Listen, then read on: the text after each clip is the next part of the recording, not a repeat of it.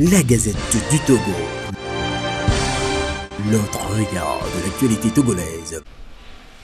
La campagne du sourire, c'est ainsi que s'appelle l'opération foraine lancée depuis ce lundi à Lomé par le SYNFOT, entendez le syndicat des praticiens hospitaliers du Togo.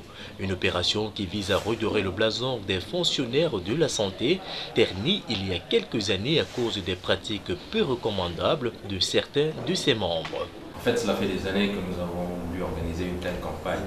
Nous sommes conscients du fait qu'au sein de la population, le personnel de santé est parfois décrié par rapport à certains comportements qui sont de nature à dévaloriser le travail que la majorité essaie de faire quand même dans une bonne ambiance. Et conscient de cela, nous avons donc voulu, depuis plusieurs années, faire en sorte que l'accueil s'améliore dans les formations sanitaires publiques. Et en 2009, nous avions déjà organisé une formation à l'endroit de certains de nos camarades. Cette année-ci, nous avons lancé une semaine de campagne pour le sourire afin d'éveiller les consciences par rapport à l'importance de l'accueil, par rapport à l'importance de la relation médecin-malade qui constitue vraiment les premiers pas vers la guérison. L'opération valait le coup puisqu'il existe depuis plusieurs années une crise de confiance entre médecins et patients. Durant ces 3 jours que vont durer cette opération, les patients pourront bénéficier des consultations gratuites au siège du dit syndicat.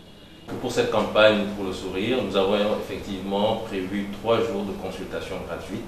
Ça commence aujourd'hui le lundi et ça finit le mercredi. Ça commence de 8h. À partir de 8h, ça se termine aux environs de 13h. Ce sont des consultations gratuites. Tous ceux qui viennent sont consultés.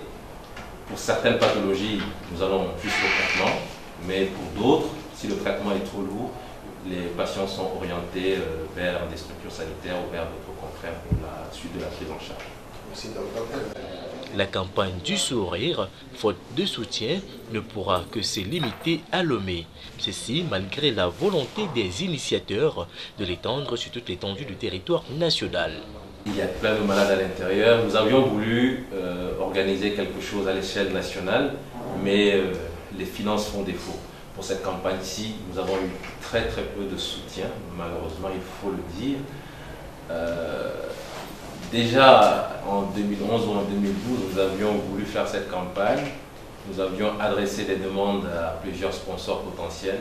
Personne n'a répondu, puisque malheureusement dans notre pays, nous avons l'impression que si c'est la santé, on en parle, on dit que l'accueil pose problème dans les formations sanitaires, mais peu de personnes s'investissent véritablement pour changer cela. Si c'était un concours de beauté, je pense qu'on aurait eu le soutien des sponsors. Si c'était un match de football, je suis certain qu'on aurait eu le soutien des sponsors. Mais nous avons fait le tour des pétroliers.